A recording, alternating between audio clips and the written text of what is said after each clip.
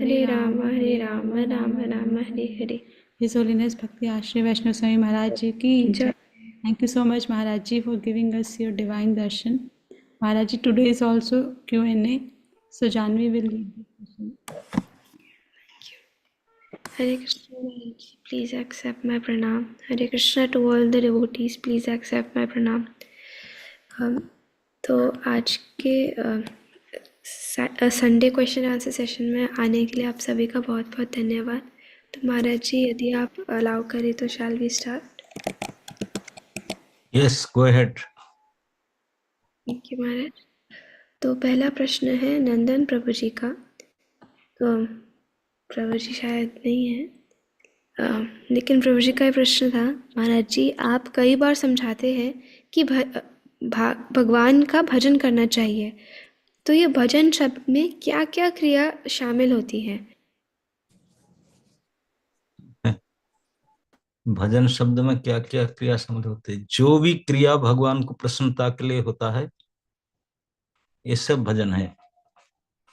चाहे आप उनके नाम जप करो, उनको पूजा करो, उनके लिए प्रवचन करो, उनके लिए परिक्रमा करो, उनके लिए कुछ सब कुछ उनके प्रसन्नता के लिए उनके सेवा ही भजन है।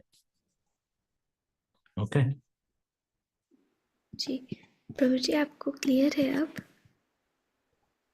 हरे कृष्णा महाराज जी। जी महाराज जी, क्लियर है महाराज जी। महाराज जी थोड़ा सा एक इसमें रहता मुझे और कि किसी चीज़ का जैसे हमें ज्ञान तो होता है या हम सुनते श्रवण करते हैं, बट उसको हम अपने अप्लाई कर बोध करना, उसको अप्लाई करना थोड़ा सा हमारे चैलेंज हो जाता है महाराज जी। तो उसके लिए थोड़ा सा आप हमें गाइड करिए। हाँ, सुनने के बाद में उसके ऊपर चिंतन मनन होना चाहिए और इसको प्रयोग में लाने के लिए आपको प्रयास करना चाहिए। एक बार सुनने से प्रयोग में नहीं लाते हैं, बार बार सुनेंगे तो प्रयोग करने के लिए प्रयास करेंगे, है ना?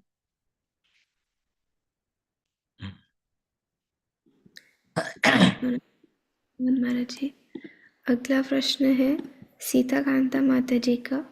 तो माता जी आप अपना प्रश्न खुद ही पूछ सकते हैं। हरे कृष्ण महाराज, कोटि कोटि सादर प्रणाम महाराज। महाराज आपका दर्शन और आपकी वाणी का प्रातः काल स्मरण ही हमारे जीवन की उपलब्धि है महाराज। इसी से हमें जीवन हमारा सफल हो जाएगा। महाराज आपने बड़ी कृपा से हमें भगवान चैतन्य महाप्रभु की संन्यास लीला का श्रवण कराया था।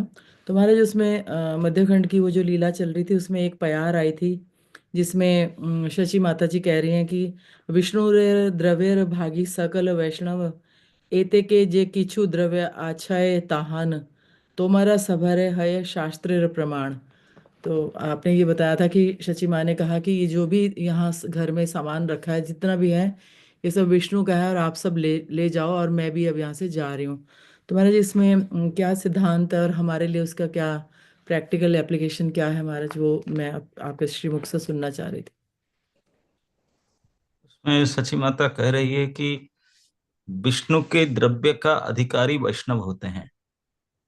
जैसे उत्तराधिकार होता है ना, पितृ संपत्ति का अधिकार पुत्र होता है। जी पिता महाराज। के संपत्ति का अधिकार के लिए कोई रजिस्ट्रेशन नहीं करना पड़ता, कुछ कागज पत्र नहीं करना पड़ता। पुत्र होने के नाते पिता के संपत्ति के अधिकारी हो गए। ठीक इसी प्रकार वैष्णव होने के नाते विष्णु के द्रव्य का अधिकारी हो गए। तो सची माँ कह रहे कि मेरे घर में सारे सामान विष्णु का है, गौरांग महाप्रभु तो विष्णु ही है। बोले आप लोग वैष्णव उसको लेकर जाओ, वो तो चला गया, मैं क्या करूं उसको। यही उनका भाव था। पुत्र पुत्र शोक में दुखी हो गए थे। बोले सब घर बड़ी सो लो, आप सब आप ही का है, क्योंकि वो नहीं कही था, वो नहीं रहा है कि तो बेटा था, और मैं क्या करूं उसको, जो आप लोग उनके पार्टी के लोग हैं अब लेके जाओ। ठीक है महाराज। तो महाराज ये कहीं थोड़ा जो ईशोपनिषद का पहला मंत्र है उसके साथ भी मैचिंग है इस सिद्धांत की महाराज, कि इस जगत नहीं, ईशावास्यम इदम सर्वम जगत जगत जगत, ये तो सिद्धांतिक है कि सारे समस्त जगत के मालिक भगवान है। लेकिन यहाँ सची माता इस दृष्टि से नहीं कहता, वो अपना घर की बात कह रही है। हाँ जी। ये नहीं कहते कि सर, आप लोग बोलते हैं कि मेरे घर का सब कुछ का मालिक मेरे बेटा था। ये सब विष्णु द्रव्य था, वो तो चला गया। अभी आप जो वैष्णव गण है वो आप लोग को ले जाइए, यही कहते ठीक है महाराज। हैं। थैंक यू महाराज। बहुत बहुत धन्यवाद माता जी। अगला प्रश्न पायल माता जी का है। तो माता जी पूछ रहे हैं महाराज, गुरुदेव आपने बताया था कि दृढ़ भजन हमें पाप की ओर आकर्षित करता है, इसका क्या मतलब है? क्या क्या और एक बार बताओ।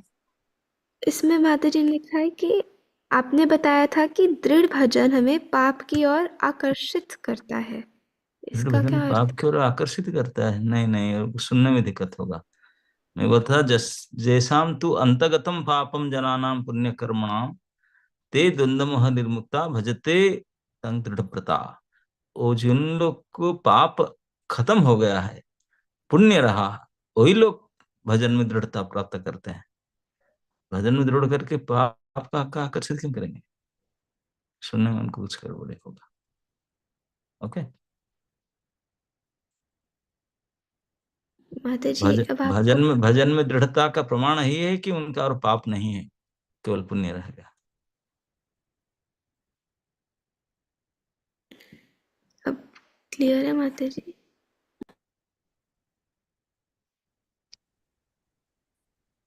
हरे कृष्णा गुरुदेव के चरणों में दंड प्रणाम। हाँ गुरुदेव, हाँ मेरे से गलती हो सकती है, लेकिन ऐसे मुझे ध्यान है कि उसमें ये बताया था कि हम लोग जब भजन में थोड़ा सा आगे आते हैं तो पाप कर्म की साइड आकर्षित होते हैं, लेकिन शुद्ध भक्तों का जो संग होता है ना, वो हमें उस द्वंद की साइड, उस पाप की साइड आकर्षित नहीं होने देता है, वो हमें खींच के निकाल लेता है। नहीं, भजन करने मात्र से पाप से बचना चाहते हैं। हमारा जो 4 पाप कर्म है था ना, हम 4 रेगुलेटरी प्रिंसिपल, हम जिस दिन आते हैं भजन के लिए उसी दिन उनको मना किया जाता है मत करो करके। बिना पाप से बच करके भजन कैसे करेंगे? भजन तो तभी शुरू होगा जब पाप से निवृत्ति होंगे, है ना। हम्म, हम्म। जानवी, बहुत आपका बहुत दर्शन नहीं होता। महाराज जी यहीं पे मैं अच्छा, ओके। अगला प्रश्न सुरेखा माता जी का है। तो सुरेखा माता जी आप अपना प्रश्न खुद पूछ सकते हैं। हरे कृष्णा महाराज जी, सादर प्रणाम महाराज, बहुत बहुत धन्यवाद। आप हमें हर रोज भगवद गीता के विषय में भी बताते हैं, और अब तो बहुत दिनों के बाद चैतन्य भागवत सुन के मेरा मन बहुत बहुत हर्षित हो जाता है महाराज। मेरा क्वेश्चन भी इसी से रिलेटेड था कि जैसे आपने बताया था कि जब पाप खत्म हो जाते हैं तो दृढ़ होकर हम भगवत नाम कर पाते हैं, लेकिन महाराज और आपने ये भी बताया था कि जिनके पाप हैं उनके मुख से हरिनाम हो नहीं सकता। महाराज हम अपने अंदर देखते हैं तो हम तो अभी पाप और कपट से भरे हुए हैं, केवल कोशिश कर रहे हैं उन सब चीजों से बाहर निकलने की। महाराज ऐसे में जो हम भजन कर पा रहे हैं उस उसका फिर क्या गति है ऐसे भजन का? तो भजन कर पा रहे हैं, उसी का यही प्रमाण है, भगवान का नाम ले पा रहे हैं, क्योंकि यही प्रमाण है कि आपके पाप अ, कुछ मात्र रह गया है, वो ज्यादा पाप नहीं है। ज्यादा पाप अगर होता, जैसे आप सोचते हैं, तो आप नाम उच्चारण कर नहीं सकते थे, जैसे वो 10 रत्ना करके हुआ था। लेकिन आप नाम कर पाते हैं, नाम एक या 16 माला कर पाते हैं, डेली कर पाते हैं। यही प्रूव है कि आपका पाप अभी खत्म होते जा रहा है। लेकिन हाँ, शुद्ध नाम नहीं कर पाए, शुद्ध नाम लेने से जब पूर्ण निवृत्त हो जाएगा पाप, तो फिर शुद्ध नाम होगा, फिर दृढ़ता आ जाएगा भजन में। अभी दृढ़ता नहीं आता, कभी सुबह करते, कभी शाम को करते, कभी दोपहर को करते, कभी कर नहीं पाते, लटक जाते, दूसरे दिन पूरा करते, क्योंकि फिक्स नहीं होता, क्योंकि रुचि नहीं आया अभी नाम में। और जैसे जैसे हमारे पाप निवृत्ति होते जाएगा, तो ऐसे ऐसे दृढ़ता बढ़ते जाएगा, है ना। अभी आप लोग संकल्प कर लिए कि मैं पाप और करूंगी ही नहीं, जो किया था वो तो एक नाम लिया तो उस दिन से खत्म हो गया। और छोटी मोटी कभी पाप कर लेते हैं, उसी के साथ अब टसल चल रहा है। लेकिन वो तो जो आप किए थे उसको तो उसी दिन से निकाल दिए, जिस दिन से आप भजन करने के लिए आए, जिस दिन हाथ में माला लिए हरे कृष्ण बोले, उसी दिन उसका फाइल डिलीट हो गया, है ना। अभी क्या बोला, मन में संकल्प लिए, लेकिन मन में कभी कुछ चलता थोड़ा सा कर लेते हैं, कोई बात नहीं, पूरा थोड़ी करना है। यही सी भावना थोड़ा वो भी रहता है। उसको पूर्ण दृढ़ता जब आ जाएगा तो पाप खत्म हो जाएगा, तो दृढ़ दृढ़ हो जाएंगे। महाराज, एक मेरा और भी प्रश्न था, शायद ये मन में मतलब ये सोच लाना भी मुझे ये लगता है कि अपराध है, लेकिन क्योंकि बार बार ये प्रश्न आता है तो मैं समझती हूँ मैं पूछ लूँ और क्लियर हो जाएगा तो प्रश्न आएगा नहीं। महाराज, मेरा प्रश्न ये है कि जैसे हम जहाँ तहाँ सुनते हैं चैतन्य भागवत, चैतन्य मंगल आचरण, कि आपने भी एक बार कहा था कि महाप्रभु हमेशा ही ब्राह्मण के घर से ही भोजन प्राप्त करते थे। और एक तरफ हम ये भी सुनते हैं कि महाप्रभु कहते हैं कि कोई चाहे विप्र हो चाहे शूद्र हो, लेकिन जो शुद्ध भक्ति की तरफ है वो ब्राह्मण के पद से भी ऊपर है। तो महाराज, फिर इस तरह से मतलब कभी ऐसी परिस्थिति में भी महाप्रभु ने किसी भी, जैसे हम कहते हैं कि भक्त शूद्र के घर से या किसी इस तरह के घर से भोजन क्यों नहीं खाते? भगवान जब भ्रमण कर रहे थे तो निश्चित रूप से कोई अच्छे ब्राह्मण के घर में ही प्रसाद लेते थे। यहाँ तक देखा गया किसी के घर में रुकते थे लेकिन खाते नहीं थे, दूसरे घर में खाते थे जा करके। लेकिन महाप्रभु जब पुरी में रहते थे तो उनको सारे भक्त लोग जो उनके पार्षद गण थे, सभी तो ब्राह्मण नहीं थे, सब बुलाते थे भोजन के लिए। तो उनको बोलते थे, बोले आप इतने लोग 500 लोग आए, मैं कितना 4 महीना में तो केवल 120 दिन होता है, मैं कैसे भोजन करूंगा? मैं सिलेक्ट करूंगा ना क्या, लाखपतियों के घर में खाऊंगा। लाखपति क्या ना, जो 1 लाख हरिनाम जप करते हैं उनके घर में खाओ, प्रसाद पाऊंगा। इस प्रकार महाप्रभु प्रावधान लगाए थे। तो उनके जो महाप्रभु के शुद्ध भक्त हैं वो तो ब्राह्मण से ऊपर है, उनको नहीं देखते हैं उनकी ब्राह्मणता।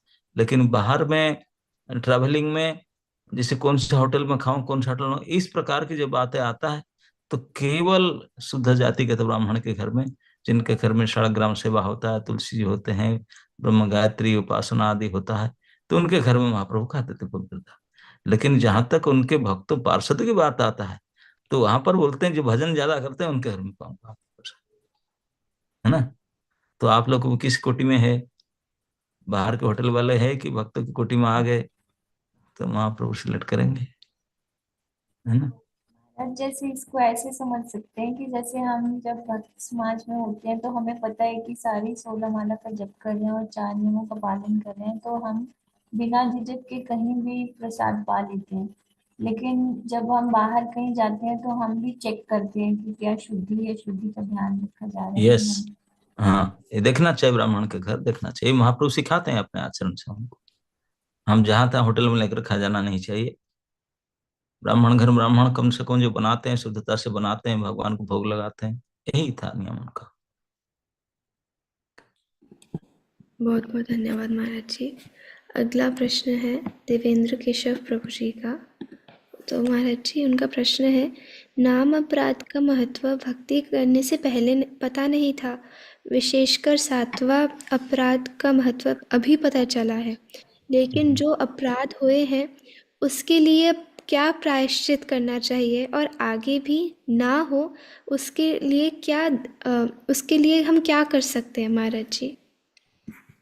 हाँ, भगवान जब हमको कृपा करते हैं, हमेशा कृपा करके रहते हैं। अब जिस दिन हम भगवत नाम जप करने के लिए संकल्पबद्ध हो गए, उसी दिन से हमको फिर पुण्य के इकट्ठा होने लगा। तो उस दिन से हमको धीरे धीरे पता चलता है कि नाम का अपराध क्या है। उसको पहले तो पता ही नहीं था। पता चला, अरे ये तो हम कितने के कर चुके हैं। तो नाम अपराध जानने के बाद में अपराध से बच के रहना चाहिए। अगर नाम अपराध जान करके फिर भी, जैसे 7वां अपराध के ऊपर आप कहते हैं, हाँ यही बड़े गुरुतर है कि नाम के बल पर पाप करना।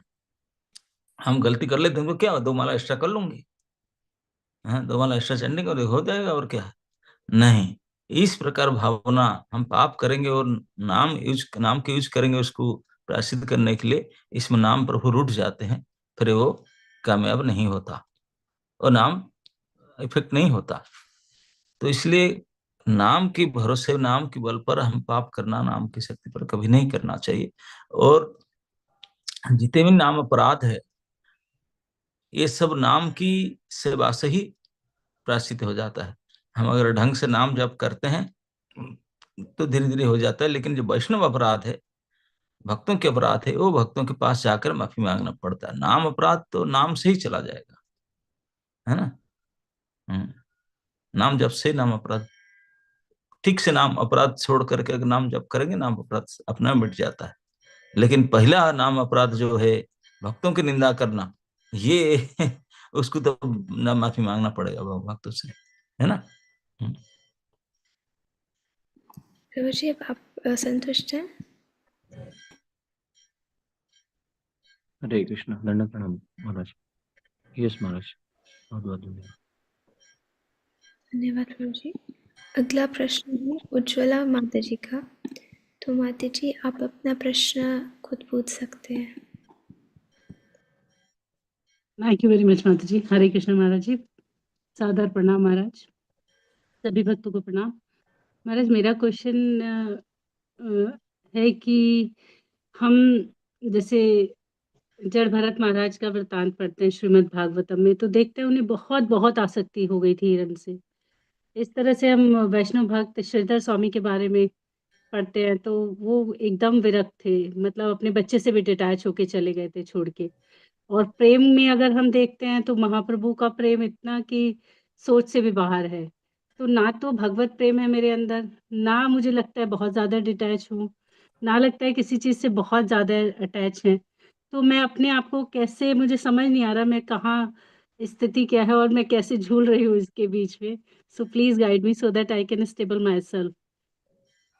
यस, हम अपने आप को उन लोगों के साथ तुलना नहीं कर सकते, महाप्रभु का प्रेम के साथ तो कतई तुलना कर नहीं सकते। जड़ भरत महाराज के साथ जो उनका जो अबोध बोध था, जो उनका ज्ञान था, जो उनका क्रिया था, उनके साथ भी हम तुलना नहीं कर सकते हैं। और इस प्रकार से हम अपना अधिकार के हिसाब से भजन करेंगे। अपना स्थिति है, अपना अधिकार से क्या कि हमको पता है कि मैं पाप करता ही रहता हूँ, तो उसी को बंद करेंगे। नहीं, आज से मैं पाप नहीं करूंगी, अब से किसी को मैं गलत शब्द नहीं करूंगी, किसी की निंदा नहीं करूंगी, ये मेरे अधिकार के बस है। दूसरे क्या क्या करते हैं बड़े छोटे लोग, उनको तुलना ना करके मेरी हिसाब से, मेरी बुद्धि से, विचार से, कार्य से, मन से, वाणी से किसी को कष्ट नहीं दूं और इस प्रकार के पाप कार्य नहीं करूं, क्योंकि पता चल गया पाप करना मेरे लिए अच्छा नहीं है, इसमें भजन में बाधा होता है। यही हमारा अधिकार है। इसी अधिकार के साथ हम लोग अपने को सुधारने के प्रयास करें और आगे बढ़ने के लिए भजन करें, श्रवण करें, है ना। डोंट कंपेयर, जरूर उनका होगा मेरा कब होगा, नहीं, आपका कब होगा मुझसे। आपका तो इतने ही बैटरी है, 1.5 वोल्ट। आप इतने सोचते कि वो आगे जा नहीं सकते, उनका तो लाखों वोल्ट के पैकेज है, हमारा इतना है ही नहीं। तो हमारा जो 1.5 वोल्ट बैटरी है, वही 1.5 वोल्ट बैटरी में हम काम करेंगे कि जितना हमारे पाप करने की, गाली देने की ताकत है, दूसरे को कष्ट देने की ताकत है, उसको रोक दें, इसको ना करें, बस दैट्स इनफ फॉर अस। ये हमारे लिए सफिशिएंट है। माता जी, आपको क्लियर है? आप अनम्यूट कर सकते हैं। ओके, थैंक यू माता जी। अगला प्रश्न है दिव्या माता जी का। तो महाराज जी, माता जी पूछ रहे हैं, आपने सिखाया है कि भक्तों को दीनहीन होना चाहिए अपना और बहुत सरल भाव रखना चाहिए, पर लोग हमारे इस भाव को नहीं समझते।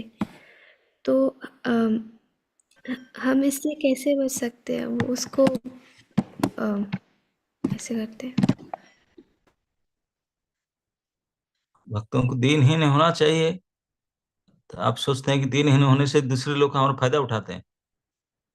है ना? नहीं, हमको दीनहीन होना चाहिए, लेकिन उसके साथ साथ चतुर भी होना चाहिए। ऐसे नहीं होना चाहिए कि दीनहीन होकर के जो हमको मिस यूज करे, जो करे हम ऐसा करें, नहीं। कृष्ण भक्त चतुर, हम्म, चतुरता भी होना चाहिए, और उसके साथ साथ अपना दैन्यता, नीचता को भी मेंटेन करना चाहिए। यही भक्तों की विशेषता है।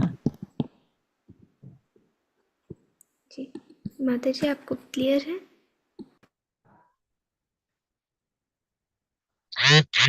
महाराज थैंक यू, थैंक यू। बहुत बहुत धन्यवाद महाराज जी। अगला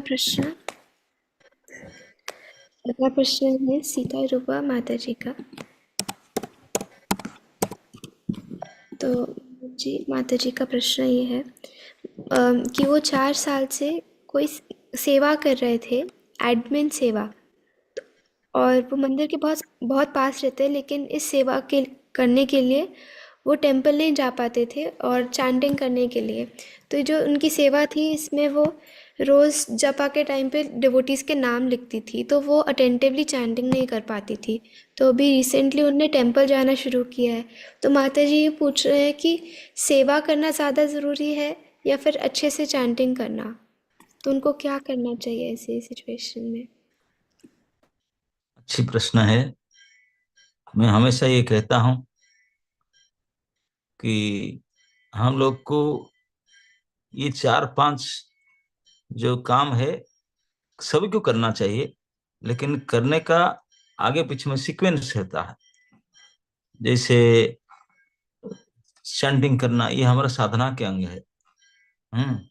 साधना करना, सेवा करना, श्रवण करना, और स्वाध्याय करना, ये सब आवश्यकता है भक्ति में। मैं हमेशा कहता हूं कि सभी अंग से पहले है सबसे हेल्थ। अपने स्वास्थ्य को ठीक रखो। अगर आपका हेल्थ ठीक नहीं रहेगा, ना चैंटिंग करेंगे ना एडमिन काम करेंगे, कुछ नहीं कर पाएंगे, बेड में सोते रहेंगे। तो इसलिए प्रथम काम है कि हम स्वास्थ्य को ठीक रखें। स्वास्थ्य को ठीक रखने के बाद तो दूसरी आवश्यकता होता है साधना का। साधना किए बिना अगर हम सेवा करने जाएंगे, वो सेवा नहीं होगा, काम हो जाएगा, कर्मी हो जाएंगे। तो इसलिए आपके जो चैंटिंग करना चाहिए, अटेंटिव चैंटिंग। और उसके बाद फिर आपने एडमिन काम कीजिए, सेवा कीजिए। और उसके बाद फिर साधना के दूसरे अंग जो श्रवण है, ये सब भी कर सकते हैं। लेकिन जैसे कुछ पुजारी वगैरह हैं, इस प्रकार सेवा है जिनको मंगलारती के बाद भगवान की अर्चना सेवा करना होता है, वो 7 बजे से पहले ड्रेसिंग पेशन के रेडी करना, तो उन लोग को चैंटिंग नहीं कर सकते हैं, वो सेवा में लगेंगे। तो उनके जब टाइम मिलेगा दोपहर में वो चैंटिंग करें, लेकिन आपको दोपहर में अन्य सेवा रहता है। तो इस प्रकार से जो पुजारी लोग नहीं है, जिनका कोई विशेष सेवा नहीं रहता सुबह, इस सबको सुबह सुबह जप कर लेना चाहिए। जप करने के बाद, जप करने में हमारा हृदय शुद्धि होता है, मन शुद्धि होता है, तो हम सेवा अच्छे से कर पाते हैं। और सेवा करते रहेंगे, जप नहीं करेंगे, बाद में करने की सोच लेंगे, तो वो ठीक नहीं है। So it's better to chant fast. Okay. Hare Krishna Maharaj ji, धन्यवाद करना। Thank you for the answer Maharaj. देखिए ये सेवा एक्चुअली मेरा चैंटिंग से रिलेटेड ही था कि जो लोग चैंटिंग ज्वाइन करते हैं सुबह सुबह 5 बजे, उनको सीक्वेंशियली नाम लिखने के लिए, तो उस वजह से थोड़ा डिस्ट्रैक्टिंग हो रहा था।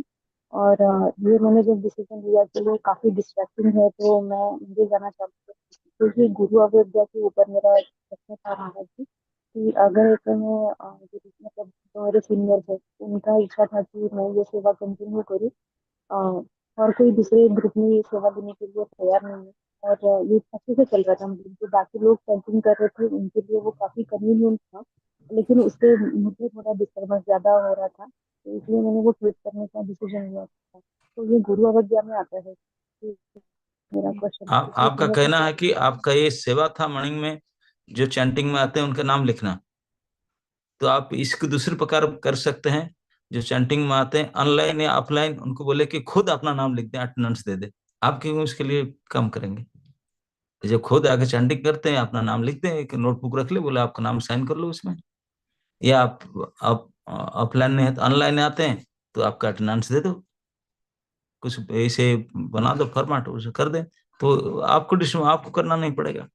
नाम लिखने की कोई सेवा होता है, वो खुद अपना नाम लिख दे, इसके लिए चैंटिंग छोड़कर बैठना क्या जरूरत। ओके, धन्यवाद महाराज जी।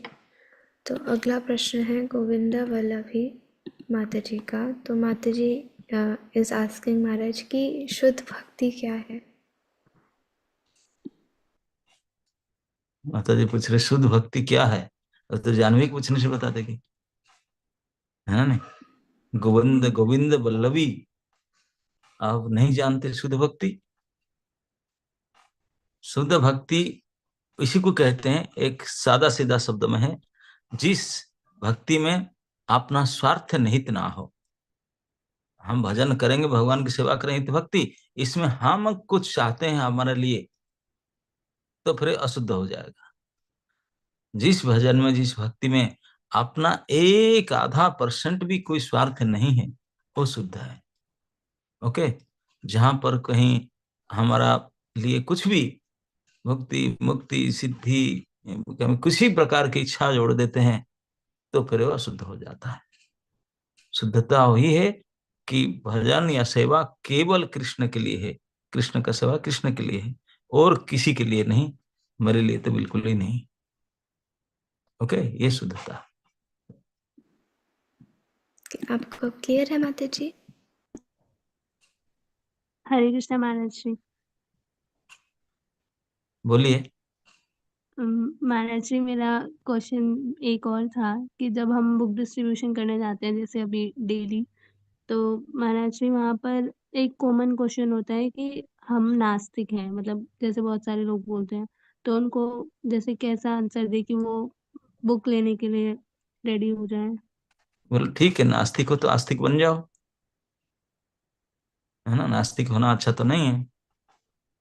आप नास्तिक हो, इसलिए तो हम आपके पास आए हैं कि आप आस्तिक बनो, इसको पढ़ो, ईश्वर को बारे में पता चलेगा, फिर ईश्वर विश्वास होगा आपका, है ना।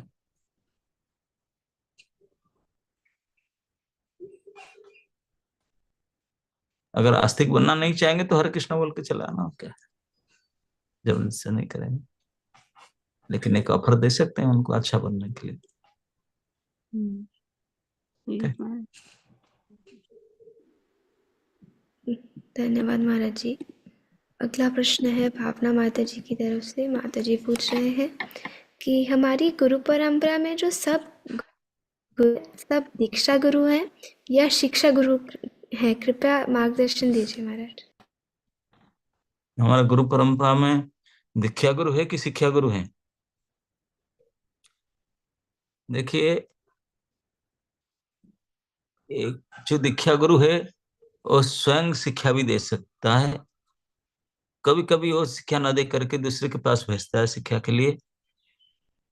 तो विशेष करके हमारे अंतर्राष्ट्रीय संस्था में शिक्षा गुरु तो साक्षात प्रभुपाद है, क्योंकि बाकी किसी से अपना मनमानी शिक्षा नहीं दे सकते हैं। हम सभी का शिक्षा, हमारे संस्था के जितने भी बड़े बड़े आचार्य हैं, सभी का शिक्षा का स्रोत है प्रभुपाद जी, उनके बुक्स, उनके लेक्चर। तो उन्हीं के आधार पर बोलेंगे। कोई अगर इधर उधर बोलेगा, he will be out, he can not be guru, can not be member of इसका। तो हमारे शिक्षा का स्रोत तो प्रभुपाद जी की शिक्षा है, तो हमारे फॉरएवर हमारे शिक्षा गुरु तो प्रभुपाद जी है। और जितने भी शिक्षा गुरु बोलते हैं वो क्या सिखाएंगे, वो प्रभुपाद जी की शिक्षा के बाहर सिखाएंगे तो शिक्षा गुरु नहीं बन सकते। तो शिक्षा गुरु तो प्रभुपाद जी है, दीक्षा गुरु है। हाँ, ये शिक्षा गुरु जो हो सकते हैं कि हमारे अंदर श्रद्धा को, दीक्षा गुरु के प्रति श्रद्धा, भगवान के प्रति श्रद्धा बढ़ाने के लिए कुछ मदद कर सकते हैं, लेकिन वो भी मदद प्रभुपाद जी की शिक्षा के आधार पर ही होना चाहिए, तभी वो शिक्षा गुरु बनेंगे। जब असली ओरिजिनल शिक्षा गुरु तो प्रभुपाद जी है, जो उन्हीं के शिक्षा के आधार पर हमको कोई शिक्षा देते हैं और हमारी श्रद्धा को पोषण करते हैं दीक्षा गुरु के प्रति, तब ये वास्तविक शिक्षा गुरु होंगे। लेकिन कभी कभी इसको शिक्षा गुरु बनने के लिए आते हैं, बोलते मैं ही सब कुछ हूँ, इसको छोड़ो, इसको छोड़ो, वो सिखाते हैं कि स्कंद तो अभी प्रिलिमिनरी है, कुछ नहीं, प्रभुपाद क्या सिखाते हैं, तुम्हारा गुरु क्या करेगा, चलो हमारे पास, हम आपको सीधा बना देते हैं मंजरी, सीधा आपको गोलक ले जाएंगे, चलो। तो ऐसे शिक्षा गुरु नहीं हो सकते हैं, है ना। हमारे शिक्षा गुरु हमेशा के लिए प्रभुपाद जी हैं। प्रभुपाद जी की जो ग्रंथ है, प्रभुपाद जी की जो विचार है, वही हमारे परम शिक्षा है। उसी के आधार पर जो हमको सिखाए वही शिक्षा गुरु हो सकते हैं। और प्रभुपाद जी की आज्ञा के अनुसार इस परंपरा को बढ़ाने के लिए, भगवान के साथ जोड़ने के लिए जो ये दायित्व को संभाले, हमको भगवान के साथ संबंधित करे, प्रभुपाद जी के संबंधित करे, तो वो दीक्षा गुरु होंगे। तो दीक्षा गुरु एक होते हैं जो मंत्र दान करके हमको ये परंपरा में जोड़ते हैं, और शिक्षा गुरु अनेक हो सकते हैं, अलग अलग स्थान में हम शिक्षा दे सकते हैं। ओके, यस माता जी, आपको क्लियर है? हरे कृष्णा महाराज, सादर प्रणाम। आपके श्री चरणों में कोटि कोटि नमन। महाराज, जैसे मतलब मेरे को ये पूछना था, जो हम शिक्षा, ये जो हम गुरु प्रणाली देख रहे हैं अपनी, तो इसमें महाराज मतलब ये शिक्षा गुरु के बेस पे होती है या दीक्षा गुरु के बेस पे, मतलब इनमें कोई भी हो सकते हैं? जो हमारा गुरु परंपरा है वो मोस्टली शिक्षा के ऊपर आधारित है। ओके, जी जी जी। और महाराज एक क्वेश्चन और था महाराज मेरा, कि महाराज जैसे 7.29 में हमारे दिव्य कर्मों को बताया गया कि शुद्ध भक्त जो है वो दिव्य कर्म देखते हैं, तो दिव्य कर्म मीन्स महाराज ये सेवाएं क्या जो हम मंदिर में जाके करते हैं भगवान जी हाँ, की? जो भगवान दिव्य हैं, भगवान के लिए जो भी कर्म सब दिव्य है। जी। और महाराज जैसे हम जैसे सेवाएं करते हैं तो उसमें ना हमारी इच्छाएं भी आ जाती हैं कई बार, कि ना मुझे ये सेवा भी मिले, तो ये इच्छाएं जो आ जाती है महाराज जी, तो इनको हम कैसे, मतलब ये गलत है या सही है, क्या आनी चाहिए ये इच्छाएं हमारी? नहीं, सेवा करने के लिए इच्छा तो अच्छा है, लेकिन मुझे यही सेवा चाहिए, दूसरी नहीं चाहिए, ये ठीक नहीं है ना। जो भी मिले ठाकुर जी सेवा के लिए, मुझे जो मिले वही मेरे लिए कल्याणकारी है। माता जी, अभी समय हो रहा है, तो बहुत बहुत धन्यवाद। एक आखिरी प्रश्न पूछेंगे महाराज जी बस। बहुत भक्तों के यही क्वेश्चन है महाराज की, नीरू माता जी का प्रश्न है मेनली, कि महाराज जैसे वो तो रोज़ आपके कथा का श्रवण करते हैं और डेली आपके दर्शन करते हैं, तो वो आपको कुछ कुछ रूप से जान पा रहे हैं, लेकिन जो डिवोटीज़ हैं वो पूछ रहे हैं कि लेकिन उनका आपके साथ संबंध कैसे स्थापित होगा, और आप उनको कैसे आपको कैसे पता चलेगा कि वो आपकी शरण में आना चाहते हैं। तो माता जी बोल रहे हैं कि हम कैसे गुरु की कृपा का पात्र बन सकते हैं। तो जो पात्र बनेगा तो उनको प्रयास करना पड़ेगा ना, नहीं दूसरे को करना पड़ेगा। किस रूप से वो कर सकते हैं, क्या करना चाहिए उन्हें? अनेक रूप है, जैसे साक्षात जा करके मिलना, कुछ सेवा कर सकते हैं। कम से कम अभी ये वाणी जो ऑनलाइन होता है, कहीं दूर में रहते ऑनलाइन सेवा रेगुलरली सुनना, और उनको समझ करके उनको मतामत बताना कि यस आई हार्ड दिस, मैं बेनिफिटेड हूँ, ऐसे समझा। इस प्रकार से कनेक्टेड रहने से फिर सामने पता चलता है कि हाँ वो जुड़े हुए हैं हमसे, हमारी शिक्षा को सुनते हैं और उनका फायदा उठाते हैं, उनको प्रयास करते हैं अभ्यास करने के लिए।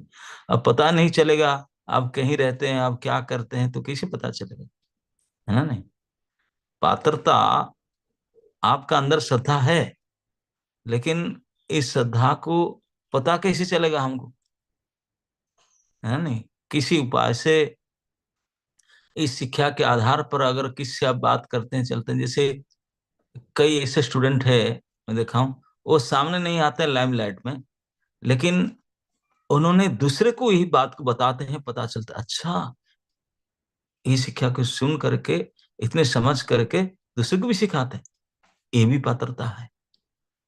तो किसी प्रकार से अगर ध्यान से श्रवण करे, उनको चिंतन करे और उनको दूसरे को भी सिखाए, उसको अमल करे, तो वो भी पात्रता के पात्र है। ये भी सब कृपा के पात्र है। तो कृपा तो सभी के ऊपर होता है, रिसीवर के ऊपर निर्भर करता है वो कैसे उसे रिसीव करता है, उसका पास कंटेनर है कि नहीं, रिसीव करता है कि नहीं। तो जो रिसीव करता है तो वो कृतकृत्य होकर के और स्वयं भी सराहना करता है और दूसरे को भी सिखा देता है, बोलते हैं कि इस आधार पर मेरा ये फायदा हुआ तो आप भी करो, आपका भी भला होगा। तो इस प्रकार एक कृपा के पात्र बन सकते हैं। ओके, अब माता जी आप संतुष्ट हैं इससे? हरे कृष्णा माता प्रभु जी, गुरु महाराज आप दंडवत प्रणाम। हाँ जी प्रभु जी, बिल्कुल। पर ये चाहते थे कि आपके साथ हम कैसे मतलब कि आप कैसे हमें जानेंगे कि हम सही कर रहे हैं, या हम कैसे दूसरों को, हम जैसे आपका श्रवण भी करते हैं और दूसरों को बताते भी हैं, बट आपको कैसे पता चलेगा कि हम ये सब कुछ कर रहे हैं, और कैसे मतलब कि आपकी कृपा के पात्र इस तरह बन सकते हैं? देखिए माता जी, केवल पता चलने के लिए, मुझे बताने के लिए ही आप प्रचार करेंगे, ये ठीक नहीं है। आपके कर्म है, अच्छा चीज मान लो, उसको बताकर कभी ना कभी पता तो चल ही जाएगा। अगर आप सही प्रकार से करते हैं, आप उनसे अपने मान बढ़ाई, अपने रिस्पेक्ट नहीं चाहते हैं, आप अपना करते हैं, तो आज नहीं तो काल किसी न किसी प्रकार से मैसेज मिलेगा, देखो इसने आपके शिक्षा को इतने प्रैक्टिस करके, श्रवण करके इतने लोगों को सिखाया भरा, तो कितनी प्रसन्नता तभी होगा। लेकिन अगर आप केवल नहीं, मैं दिखाने के लिए मैं इतना कर रहा हूं, मैं उनको करूंगा, तो ये ठीक नहीं है। इसमें अपना सुख का अपना सम्मान भावना रहता है। आत्मसम्मान भावना ना करके आपने जो सत शिक्षा प्राप्त किया, आपको अच्छा लगा, और अब स्वयं उसको अमल कीजिए, प्रैक्टिस कीजिए, दूसरे को सिखाइए, तो इससे अवश्य ही किसी न किसी दिन आपके परिचय फुट कर आएगा। और आपके प्रयास, तो उन्होंने देखो कब से ये अभ्यास करके कितने लोगों को उन्होंने शिक्षा दी है आपके आधार पर, है ना। ये अच्छा। बहुत बहुत धन्यवाद माता जी, बहुत बहुत धन्यवाद महाराज जी। तो अब जैसे 7 बज चुके हैं और थोड़ा और लेट भी हो गया है, तो अब हम यहीं पे आज के सत्र को विराम देंगे। महाराज जी आपका बहुत बहुत धन्यवाद कि आपने हम सबके इतने सारे प्रश्नों के उत्तर इतने सुंदर रूप से दिए। तो हम सभी महाराज जी का 3 बार हरे कृष्णा महामंत्र बोल के धन्यवाद करेंगे। हरे कृष्णा कृष्णा कृष्णा हरे हरे, हरे राम हरे राम राम राम हरे हरे, कृष्णा कृष्णा हरे राम हरे राम हरे हरे, राम राम राम हरे हरे, कृष्णा हरे हरे, कृष्ण स्वामी हरे हरे, हरे राम राम राम।